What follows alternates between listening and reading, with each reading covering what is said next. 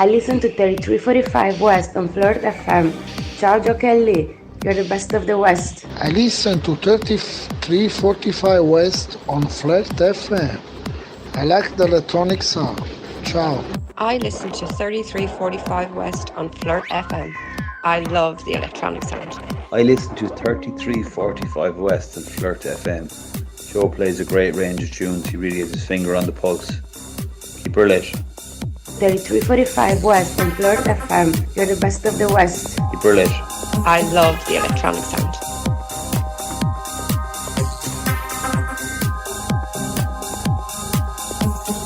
Fáilte Varish, go tucha trí dacha de cúig here at Brion Fresh FM. Yeah, it's been lovely, the weather, hasn't it? It's been absolutely fantastic. It's something out of the blue, for sure, for this time of year. It's usually, March does get a bit milder, for sure it does, but not so Malaga milder as it is, as it has been. But we'll take it, because we've been long enough cooped up in the dark and the wind, the damp, and it's nice to get the sunshine. It's supposed to change, okay, I think today, I don't know, it's supposed to change, but you hear all sorts of news reports, it could be a cold blast coming. But the old saying goes, never a clout, don't peel a clout until May is out, as the old saying goes. And that means, basically, clout means layer clothes. Do you know, that's what it means in that sense. So, yeah. Anyway, so this week, it's good. We're celebrating in a lot of ways, because the Colts have more or less, I think, won the league. Yeah, I think they can't be caught now. And I think the 3-0 win at West United down at South Park was, it was, I suppose it was, a fitting place to wrap it up. Like, it was a sunny day down the Claddagh, 3-0.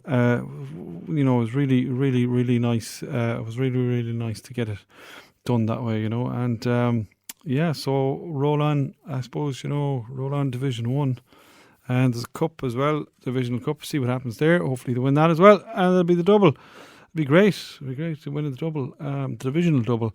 There's a lot of work between now and then, to get get Division 1 off the ground, like, getting up again, like, because that's, I think, where we truly belong, is in the Premier Division, where all the action is. The match report is it's short and sweet, really.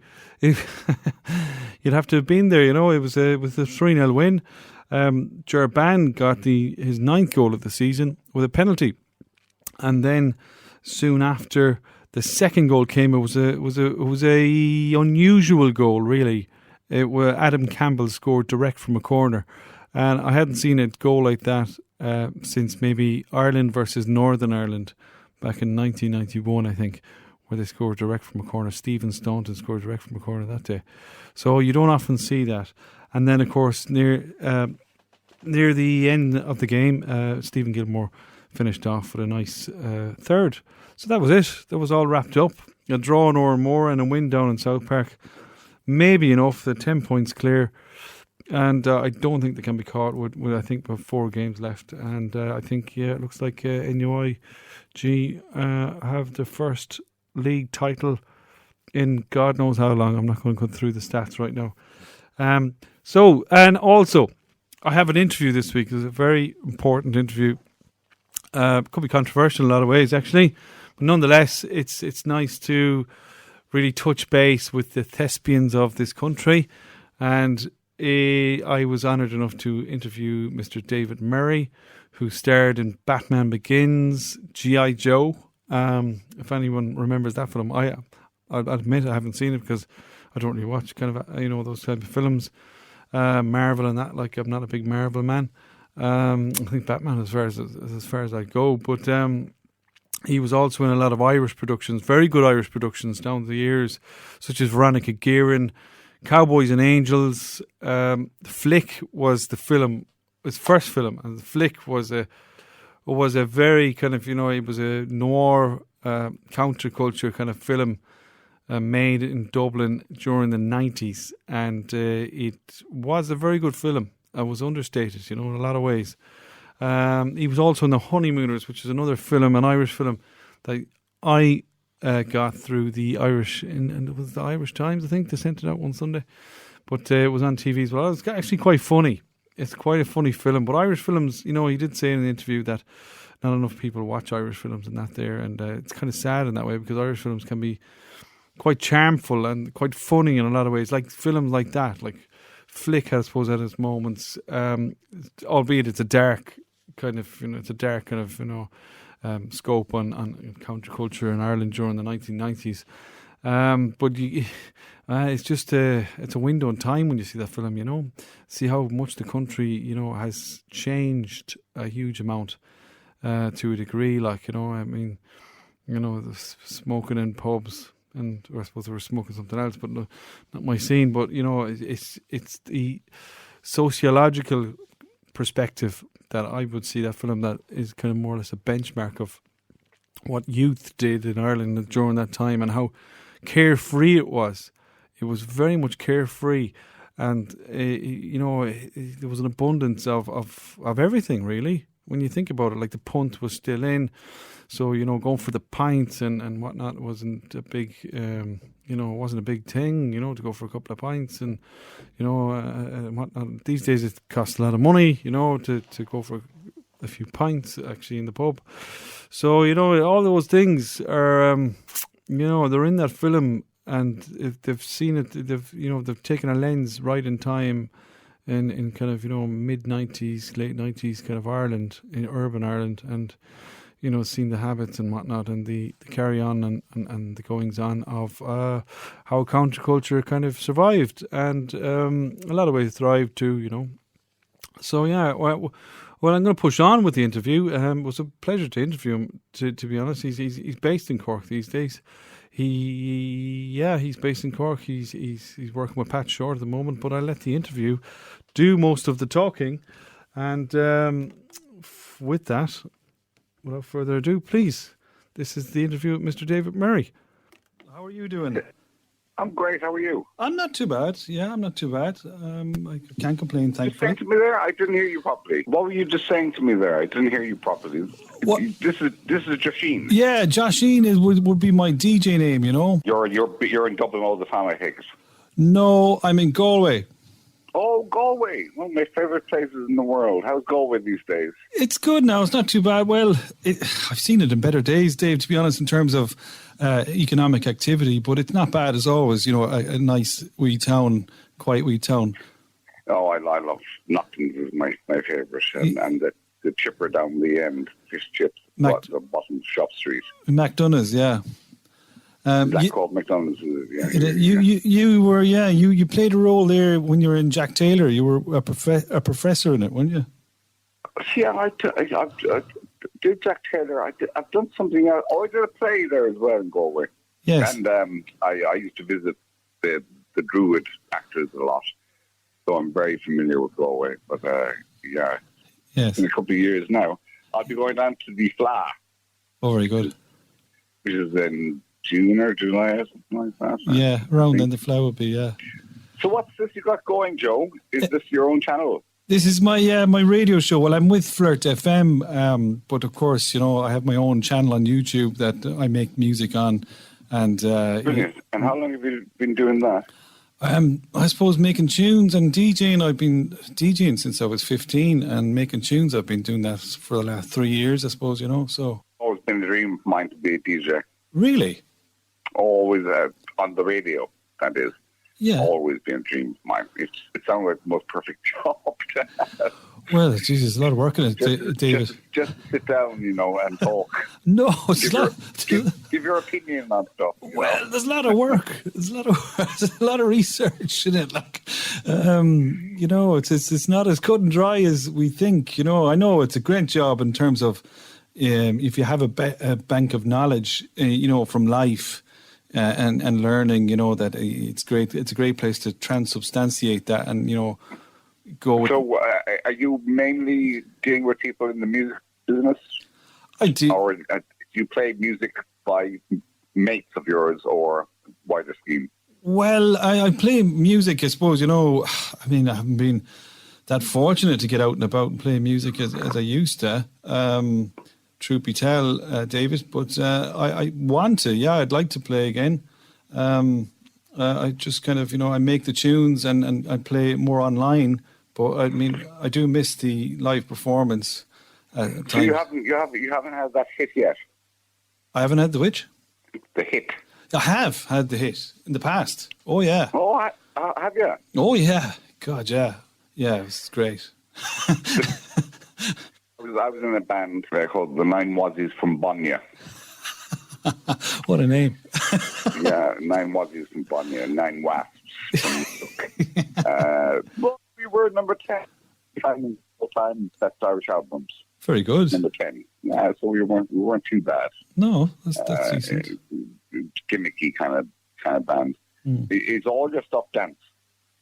Yeah, electronic. Yeah, it would be electronic. But I mean, I'm going to branch out. Like, I want to branch out and take on more synth and become. I'm like get into vocals and putting lyrics because I'm very good at writing lyrics. I'm very good at words, and it's kind of like an untapped reservoir of potential there that I'm not. I think having the kahunas to do it. I think You'd find the singers aren't going, no problem though, wouldn't you? I can sing, Dave. I never relied it. I never relied it out. I'm sorry. I'm picturing it's always girls, young women who are doing guest vocals on David Guetta's stuff, that Yeah. type of stuff. Yeah. That's brilliant. Yeah. Congratulations. Thank you. I was flattered when you put those nice things on Facebook. But I don't know if I've got anything to offer you. No, I mean, I just wanted to really just have a chat and get your angle on what are you working on at the present moment? I'm writing at the moment, and I'm doing a film with Pat Short. Very good. In June or July, a feature film about a GAA club that Pat Short wrote himself. Very good. And I've just been doing different things. I'm doing a screenwriting course at the moment. I'm working with young actors in Cork. I'm living in Cork these days. Yeah. You're from Cork, you are? I'm originally from Cork, and I relocated about 5 years ago. Yeah. I've been teaching. Very a good. lot. Very good. Yeah. So Cork is a nice little town, I know that. I went to college in Cork.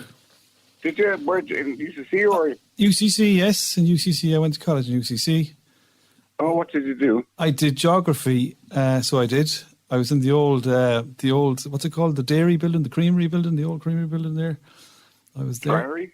Yeah, I don't know. I think it was the old creamery building or something one time. You couldn't do it in Galway, no? I could have, Dave, but the South is so appealing to me, I like the South. Away from home is so appealing, is that it? Well, it's just, I'm a rover by trade, by nature. And I mean, the more I went south, the wilder it got and the more life I felt. So I went to Limerick first and I kept going further south. Do you know? Excellent. Yeah, I like Cork. Yeah, I like Cork. I did a good stint of time there, I do. I've really taken to it. You can walk everywhere. Yeah. It's different to Dublin. Yeah. But I burned too many bridges in Dublin. So what brought you across Flick? What brought me across Flick? Well, I had it on VHS years ago, right? And it was one of the films that kind of stood out to me in my mind as it was honest, it was truthful. And I always liked it. And I kept getting kind of, flashbacks of the film. And so how it happened, David, was I had an old box of VHS cassettes and I went through them all one night when I just got sick of the internet and it was raining and I found Flick. And it was fantastic. I was, oh God, I was just thinking about this film. The last day I said to myself, and I put it on and I watched it. I said, do you know what? That was one of the most understated films in Ireland. And I think, if it was made today, it would have smashed the Irish record in terms of viewability. It was, in fairness to Fintan Connolly and Fiona, his wife, she produced it. In fairness to them, it was unheard of because it was a couple of years before digital. Yeah. So it was shot on actual film, and I think it was made for 17,000 punt, which was insane. Insane. It was very much guerrilla making up scenes as we went along on the streets and everything, and dragging a couple of U2 songs off. What's the drummer's name? Larry Mullen. Mullen, yeah. He's in charge. He's in charge of songs for movies and stuff. So he kindly gave us, I think, 2 songs from Zooropa or something like that. Yes.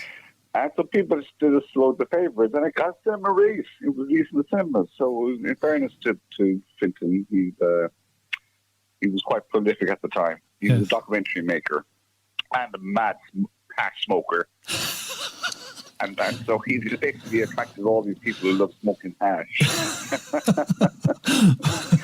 It was fun because I'm best mates with David, who was in the film. Another fine actor, Will Mott. Oh, brilliant actor. D. Will Mott, he's off in Vancouver at the moment. Is he? Yeah, he's doing a TV show over there. I've worked a lot in Vancouver as well. It's kind of one of the go-to places. You have to leave Ireland, you know. Yeah, I know. I'm at that moment. You have to go to London. I've worked a lot with the BBC and up in Vancouver, and the work isn't good enough here in Ireland. I know, David. I'm like, look, it's on the wall for me too. Like for proper professional kind of career, and that's on the side, and of course the music side of it. Why is that? Do you think? I think it's partly a multifactorial situation, David. I think it's got to do with just out and out demographics, and it's also got to do with maybe a conservative kind of boundary that's there as well, and it's got to do with politics too, I think. Yeah, I think you've hit the nail on the head there. The demographic it's very personal, interpersonal. It's when you think about England being about 30% bigger than Ireland, and it has 50 million people, and we have 7 or 8 million people, it's a very closed shop. Oh yeah, and people are very, very quick to judge as well. Oh yeah, I don't. From my point of view, I don't know why Texas. But I've worked with people over the last couple of years, and as actually to say the whiting isn't good enough. The whiting is just not good enough in Ireland. It's either ducking gangs or travelers or something up north. The teams always seem to be the same. Oh yeah. Well, I mean, they're always the same. That's true. That's okay. I mean, on one hand, that's okay to have those kind of social themes that are prevalent and whatnot. I do agree with that, but I know where you're coming from. The avant-garde is just kind of it's shied away from. The noir, the avant-garde is shied away from. And I agree with you totally there about, picking on very obvious social issues to get, most feedback, as much as possible, revenue from it, probably. I don't know. That's just a guess. There was a film, a friend of mine, Morgan Jones, was in a film called The Boys of County, horror movie. It was released 3 or 4 months ago. Yes. And it got a huge push in the media. Boys of County Scare, I think it was a horror movie about a vampire or something like that. Yeah. But it had a good budget, and I went to see it just to see my friend on the first day that it was released in Cork in Gate Cinema on a Friday afternoon, 2 o'clock. And I went in there, and the girl asked me, where would you like to sit? And I said, what's available? She said, they're all available. You're the only person who's bought.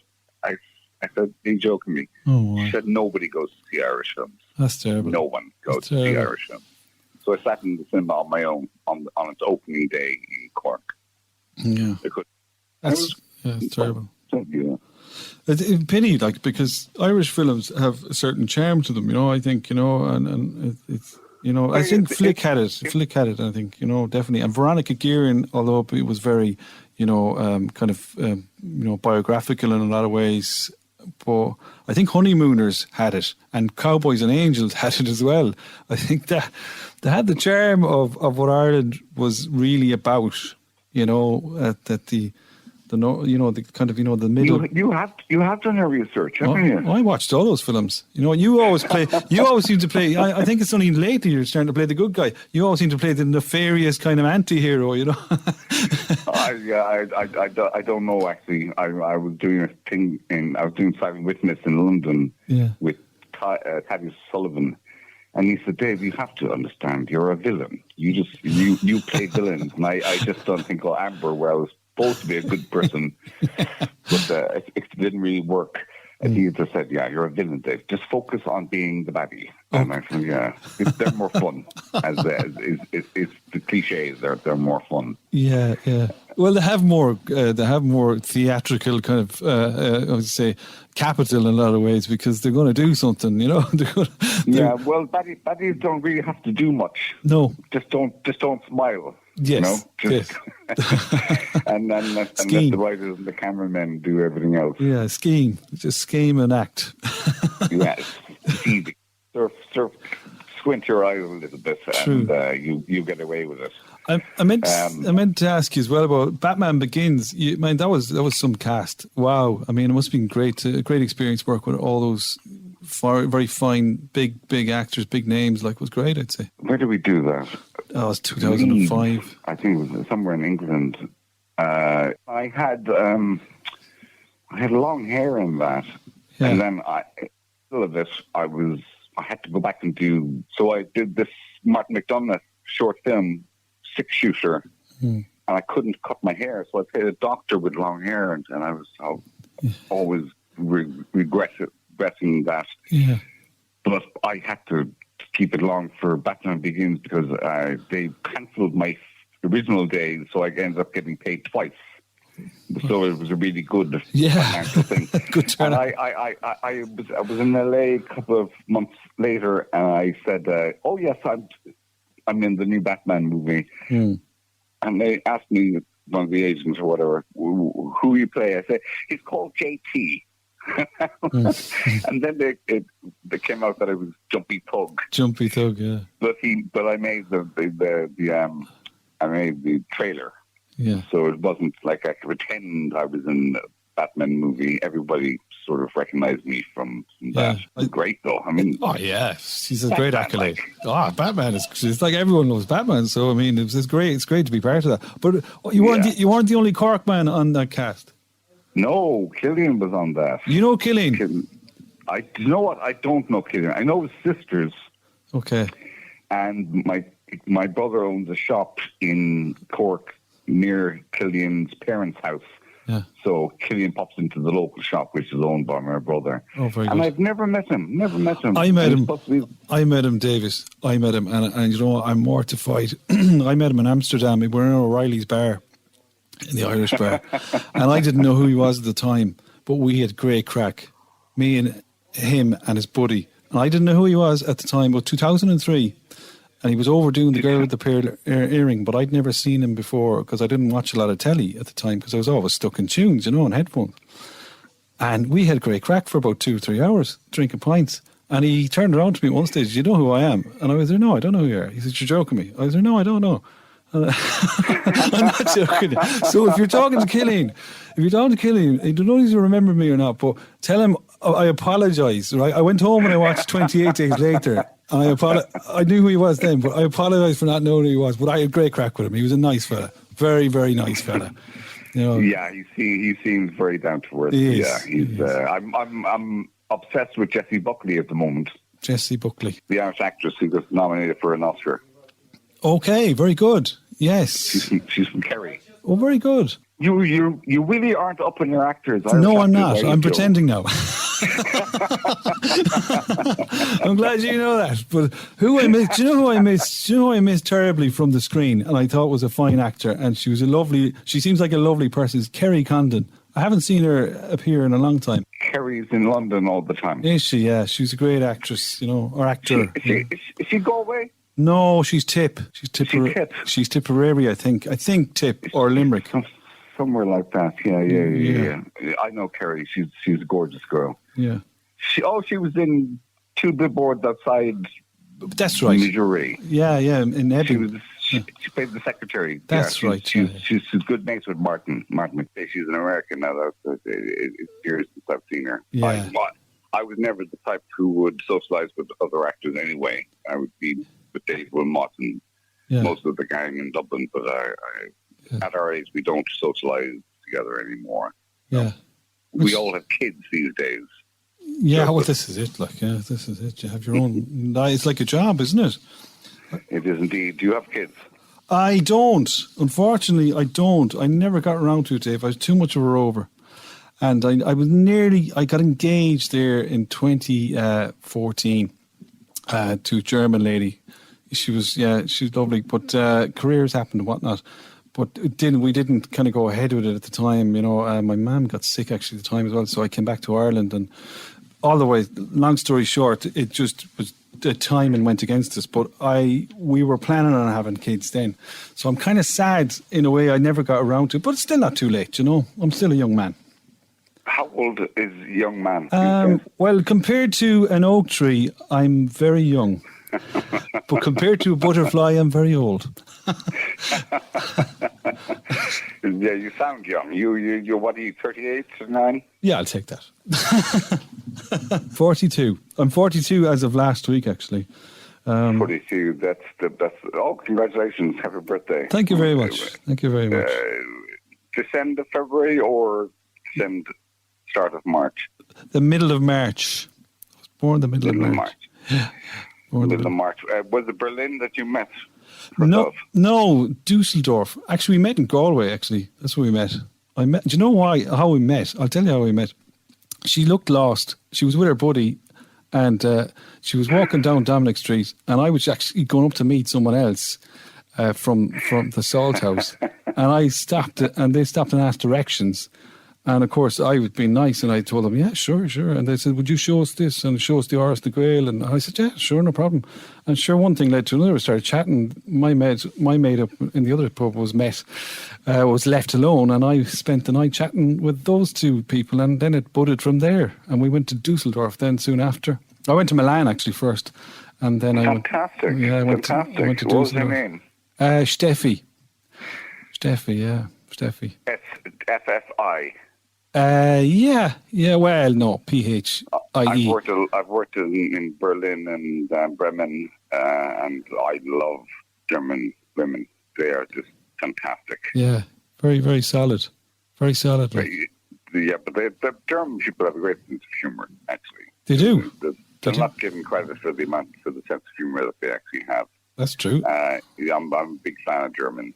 Same as that. I lived there after that. I lived there for a year or so, Right. So you're fluent then? I kann Deutsch. Ja. Kein Problem für mich. Ja, ich kann Deutsch. Fantastic. Yeah. So you could. Germany is a huge music industry in its own right. Yes, it has. You should release over there. I'm looking at that. I actually made a tune called Mintropstraße 17, as a matter of fact, to try and peg it into the German market. So it was a kind of a play on Kraftwerk started on Mintropstraße 15, You do everything from home? Yeah, that's the way it is. Your studio is in your place? Yeah, well, I do know. I come to the radio station here, and that's where I am now in Galway City. And I do things from home, like maybe beat mixing and little kind of thing, make samples and whatnot. And then I come in here and I put it into the studio and I put it all together, Well, from an acting point of view, the last 2 years was a nightmare. Even teaching, I suppose it was the same in the music industry for the last 2 years. You had absolutely no outlet, I take it. Unfortunately. Yeah, I know, but I was online anyway, because I was kind of, in my case, being Josh Sheen, he's a rascal, it's like Fatboy Slim and Norman Cook. And, right. Joe Kelly is a very ordinary 9-to-5 planner, come teacher, ex-teacher, very, radio DJ. So I didn't mind that because, I was trying to I suppose, hold up the online life, which was make tunes and then play tunes and put the tunes online and then, make mixes and all, which suited me down to the ground as a hobby.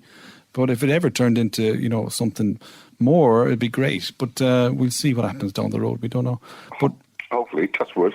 Yeah, touch wood. Touch wood. Touch wood. Touch wood. Yeah. It's your life depends on you, nobody else. That's for sure. That's the truth.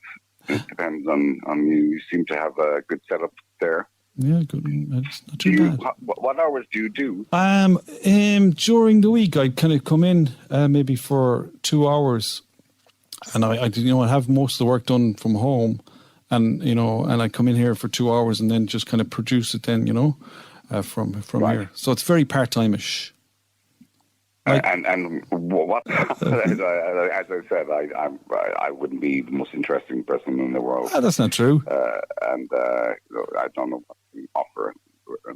I could try and be funny if you'd like, but I don't know any jokes. No, well, it's fine. You're fine the way you are. I mean, Thank you very much. You don't have to. You don't have to turn on any bells and whistles at all. You're grand the way you are. It was nice seeing that on Facebook. Yeah.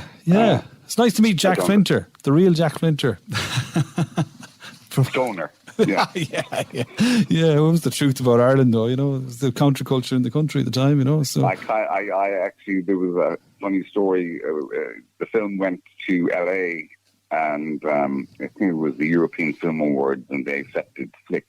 And the trailer that Finn Connolly was the writer and the director, he just put just the sex scene in. Nothing else, just the sex scene, and then it freezes and it goes coming soon. and my agent at the time rang me from LA and went, "That's not a great trailer, Dave. You don't associate yourself with just the sex scene, just the sex scene." Yeah. And I just ate the head off him. Yeah. Was that the first time? Was that the first time you had to kind of do a half Monty or full Monty on screen? Oh, it was the first time I was ever on screen. Really? Yeah, I'd never done anything before that. Wow. Never done anything before that. So suddenly I'm naked. Well, in fairness, he kept it as a closed set. There was only 3 or 4 people in the hotel room, and I was allowed to have a few whiskeys before it. She was German, by the way. The girl, say Isabel, was German. Very good. Yeah. Very good. Well, look, I mean, she seemed like, as a person, in the film, she seemed like because you meet a lot of kind of characters like that here, like very much like how I met my ex-fiance, should I say. A very nice person, just, very unassuming, nice-natured person. And, the physical attraction, of course, is obviously there. They're not a bad-looking bunch at all, from my eye anyway, so... They tend to be quite good-looking, yeah. They tend to be quite attractive. Yeah, relative to me anyway, yeah, definitely. I find them attractive. Well, I mean, it's attraction to one to the other is different, you know what I mean? I see, qualities in some people that... other people might not see at all. You know what I mean? But there was an interesting thing that Spielberg is getting a lot of stick for it at the moment. He said it was Squid Game. He said fair dues to them for casting unknown actors, normal unknown actors, and the industry in China or Korea, wherever the film was made, is getting down his neck, saying they were all very famous actors in Korea. Yeah. And in our country, there are quite good-looking people as well. Yeah. Whereas we tend to look at the Asians as not being the most attractively, but it's relative, it's just relative. It's just relative.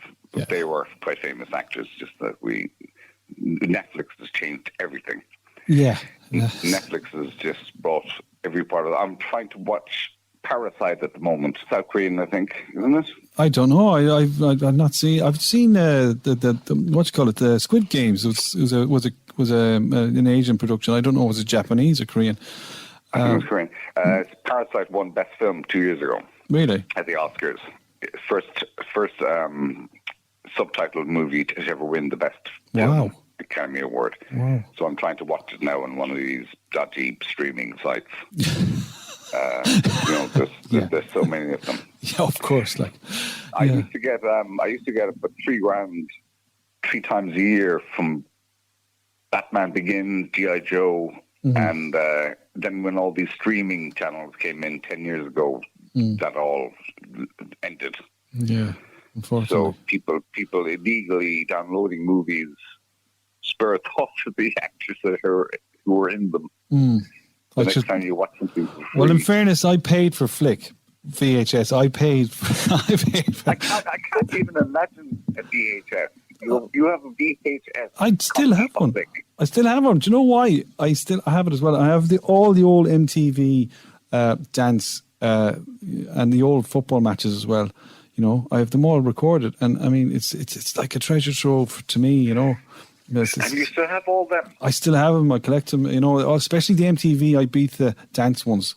They are golden. Like they are unbelievably great because it just reminds me how things have, you know, simmered down an awful lot. You know what I mean? It's not the same as it used to be in terms of, you know. Are you talking about MTUSA?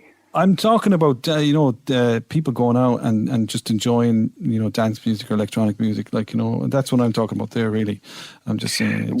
What's the dance scene in Ireland like? Galway is not good. We've no nightclubs here, you know, and the last kind of, you know, really, really good nightclub that played, you know, kind of, you know, off the labels, underground stuff was closed up. So it's not good here. I don't know. I wouldn't have a clue about Cork now. It's been a long, long time since I frequented clubs. Yeah. More of an 80s music fan. Yeah, which is always good. Which is always good. I'll always stand up for 80s music. You might find, actually, David, might find a new pasture that is a compromising new pasture in the new wave retro sound, because that uses a lot of synth like the 80s does. But it's recent enough, like, so, and it's trip hop. I like snare. I like hearing a snare come in for the second verse. Yeah, and covered in loads of hairspray. I was a new romantic when I was growing up. Yeah.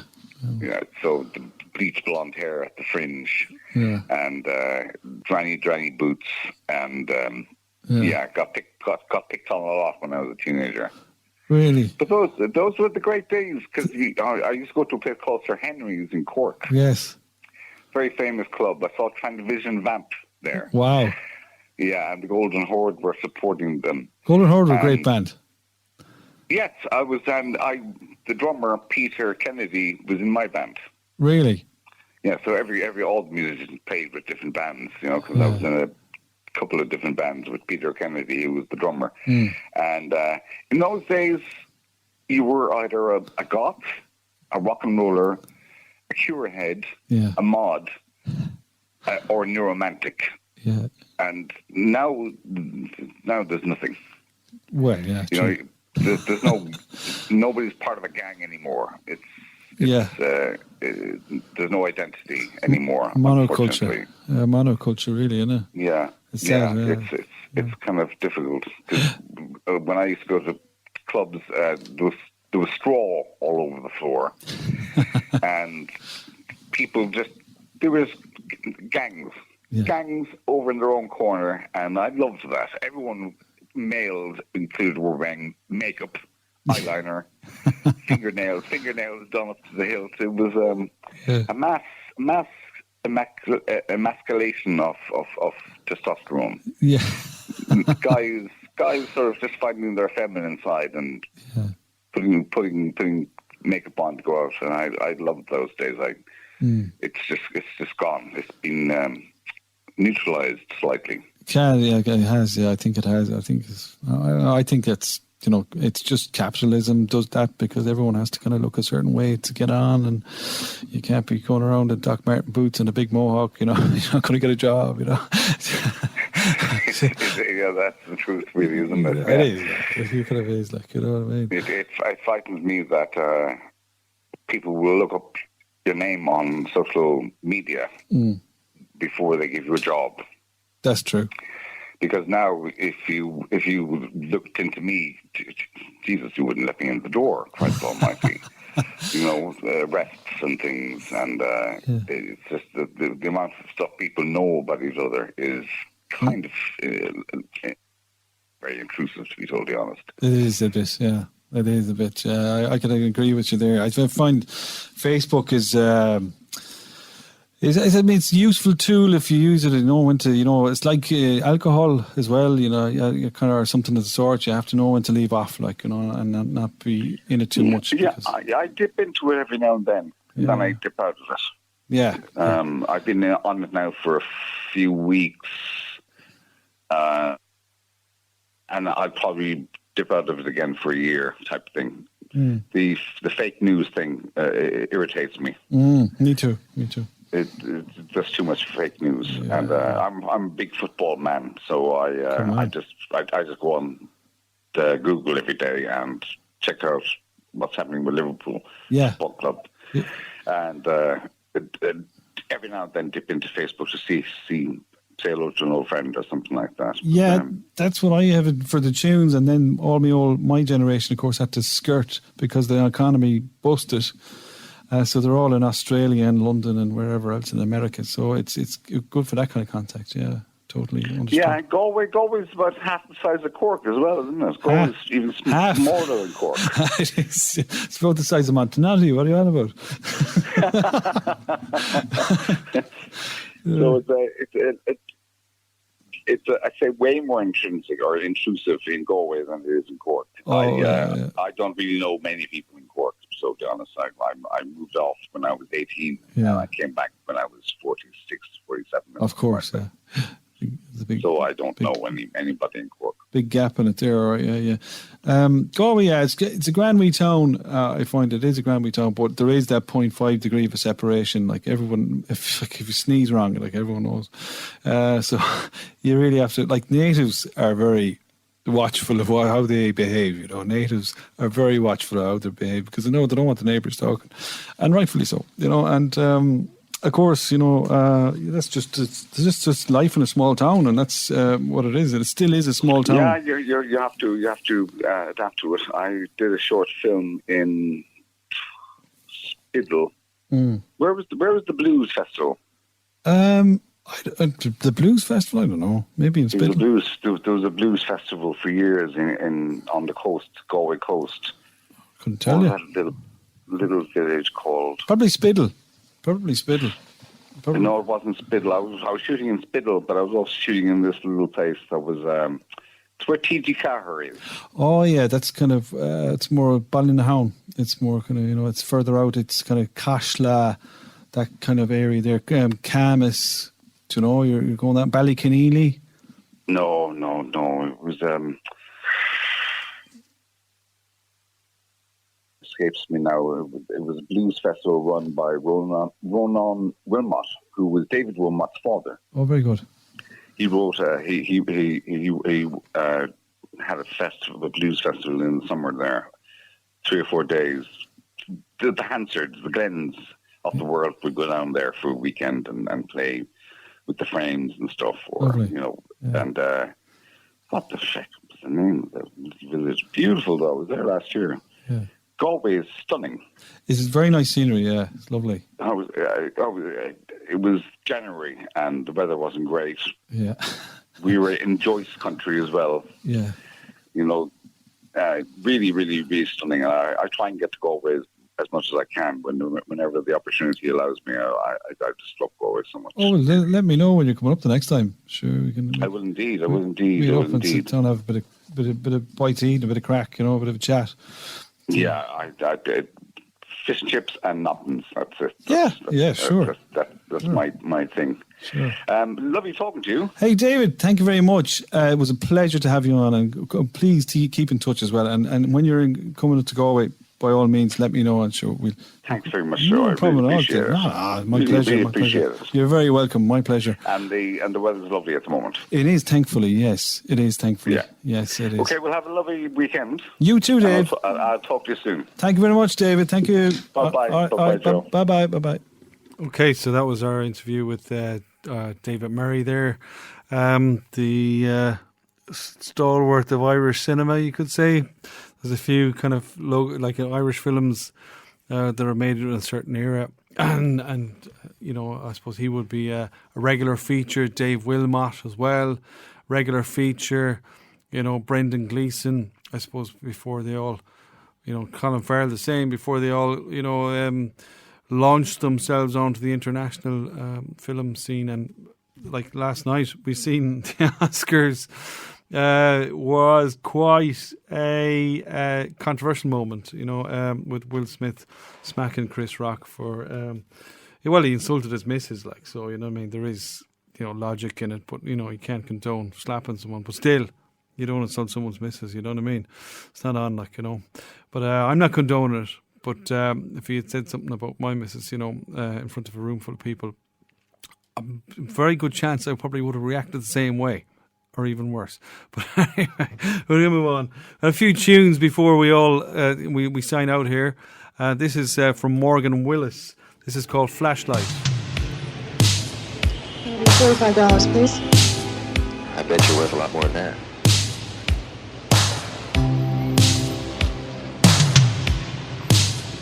Not for me. Pay you shit. Got some really big bucks to give him a pay. All right.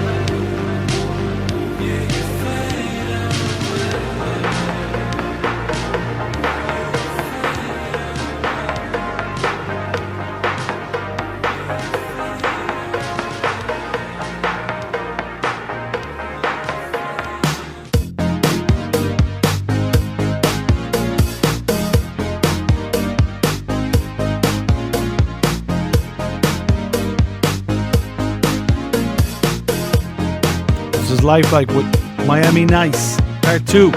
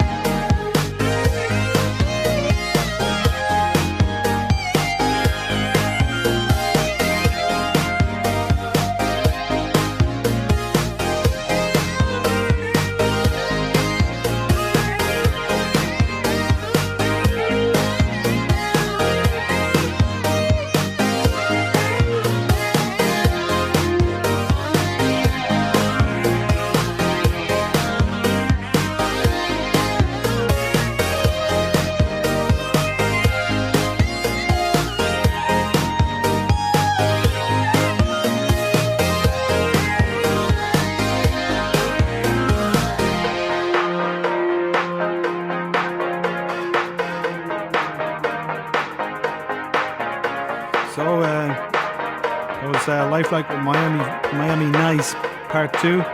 I'm going to leave you this last tune. Gajeen Show Shahugan, Gajeen Shaktan Shahugan. Shlán agus Bannock Live. This is from Todd Turgey. It's called DeLorean Dynamite. Okay, till next time. Shlán.